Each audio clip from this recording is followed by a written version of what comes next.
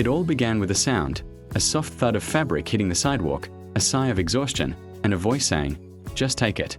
I don't need it anymore." Grace Parker didn't know that day would rewrite her destiny.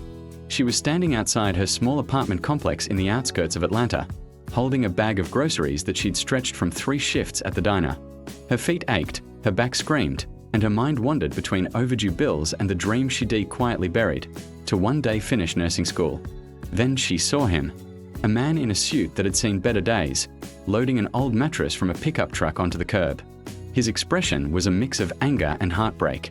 "Excuse me, sir," she said softly, half curious, half concerned. He turned, tall, handsome in a quiet kind of way, with eyes that carried too many storms.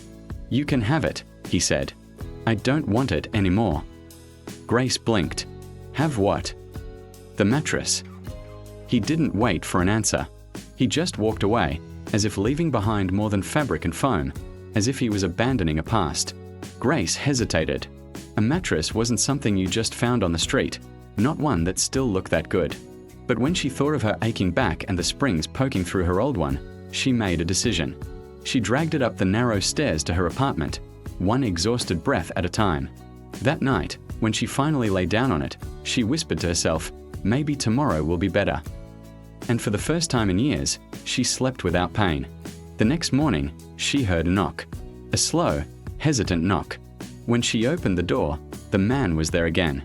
His name was Daniel Hayes. "I'm sorry," he said. "I need that mattress back." Grace's heart jumped. "I'm sorry too," she replied, "but I already slept on it. If it's about money, I don't have any." "It's not about money," he interrupted, his voice shaking. "There's something inside it." Grace frowned. "Inside?" He nodded. "Please, just trust me." They dragged the mattress to the floor. Grace grabbed a kitchen knife and carefully sliced one corner open. What spilled out wasn't dust or feathers. It was money. Bundles of $100 bills, tightly packed, wrapped in old rubber bands. Grace gasped, covering her mouth. Daniel froze, staring at what used to be his secret. "It's real," she whispered. "I know," he said. "My father hid it there. He wanted to test me." Grace's heart jumped. "I'm sorry too," she replied, "but I already slept on it. If it's about money, I don't have any." "It's not about money," he interrupted, his voice shaking. "There's something inside it." Grace frowned. "Inside?" He nodded. "Please, just trust me." They dragged the mattress to the floor. Grace grabbed a kitchen knife and carefully sliced one corner open. What spilled out wasn't dust or feathers. It was money. Bundles of $100 bills, tightly packed, wrapped in old rubber bands. Grace gasped, covering her mouth. Daniel froze, staring at what used to be his secret. "It's real," she whispered. "I know," he said. "My father hid it there. He wanted to test me." Grace turned toward him, confused. "Test you?" Daniel sat down, his hands trembling. "My father's a millionaire. Old money. He told me once that if I ever married for greed, I'd lose everything. When I married my wife, he made us live poor. Said he wanted to see if love could survive without wealth." Grace stayed silent. "She left me," he said after a moment. "Took everything she could find, except that mattress." The room went quiet except for the hum of the refrigerator. Grace didn't know what to say. She looked at the stacks of money, then back at the man who looked more lost than anyone she'd ever met. "I'm sorry," she said, "but maybe your father wasn't testing you. Maybe he was testing her." Daniel looked at her, surprised by the kindness in her tone. "Keep it," he said suddenly. "You need it more than I do." Grace shook her head. "No one just gives away this much money." "I just did." She hesitated. "You don't know me." "I know you didn't take it until I asked for it back. That's enough." But she didn't take the money. Instead, she offered him coffee. That was how it began. Two strangers sitting at a chipped kitchen table, with a mattress full of cash between them, and the faint scent of burnt toast filling the air. Over the next few days, Daniel came by again. Once to help her fix a leaky faucet, another time to thank her for not telling anyone about the money. He said his father had passed away years ago, leaving him the fortune he'd already lost by pride and mistake. Grace didn't ask for details. She just listened.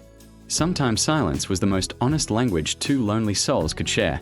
One rainy evening, as thunder rolled over the city, Daniel appeared again, drenched, shaken, and holding a letter. "She's suing me," he said. "My ex-wife.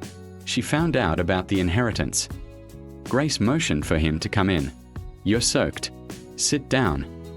He obeyed, staring at a small apartment filled with thrift store furniture and soft light.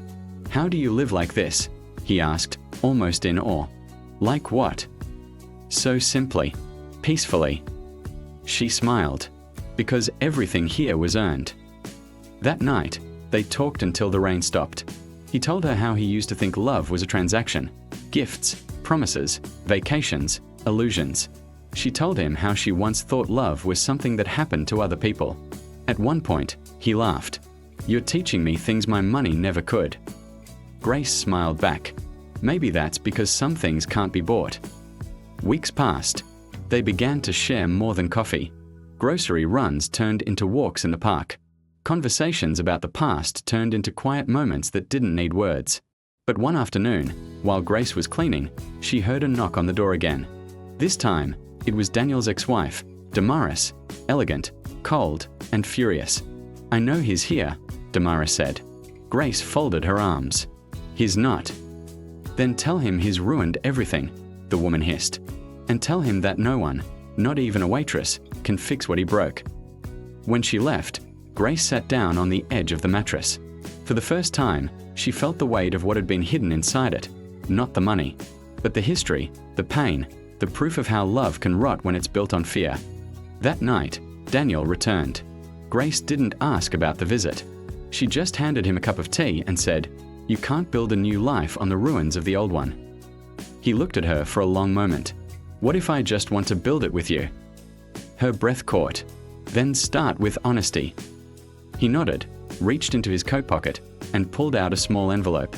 Inside were the keys to an old farmhouse on the edge of town. "I bought it," he said.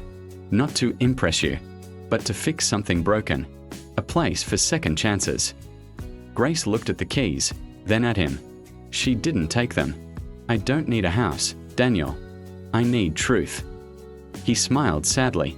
"Then come see it tomorrow. If it feels right, stay. If not, I'll go." She went. The farmhouse was quiet, half renovated, smelling of dust and paint. On the wall, he'd hung a small sign. "Home is not built, it's found." She turned to him. "You really mean this?" "I do." For a long time, neither spoke. The wind moved through the open window, carrying the scent of magnolias. Then she said softly, "You can't buy love, Daniel. But maybe you can earn forgiveness." He stepped closer. "Will you forgive me, Grace?" She looked at him, the man who had lost everything, the man who had once thrown away a mattress full of money but was now trying to rebuild something far more valuable. She smiled. "Maybe. One day." He reached out, brushing her hand gently. "Then I'll wait." The story didn't end with a kiss. It ended with two people standing in the quiet of a half-painted room, learning that sometimes redemption doesn't roar, it whispers. Sometimes life hides its greatest gifts in the most unexpected places, like inside an old mattress or inside the heart of someone you almost walked past. If this story touched you, don't let it end here. Broken Heart Sparkle's Heavy Black Art Hash subscribe to the channel for more stories about love, courage, and second chances. Bell turn on the bell so you don't miss the next journey that reminds us, it's never too late to start over. Speech Balloon, tell us in the comments, what would you do if life gave you a second chance to love again? And remember, sometimes the real treasure isn't what you find, it's who you become after finding it.